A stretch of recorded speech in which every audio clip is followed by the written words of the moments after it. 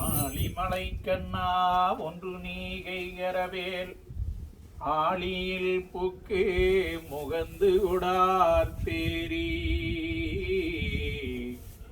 கோழி முதல்வன் உருவம் போல் மெய்கருத்து பாலியும் தோளுடை பத்மநாபன் கையில் ஆளிபோல் மின்னி வளம்புரி போல் நின்றதிந்து தாளாதே சார்க முதைத்த சரமலை போல் வாழ உலகினில் பெய்திடாய் நாங்களும் மார்கழி நீராடி மகிழ்ந்தேலோரெம்பாவாய்.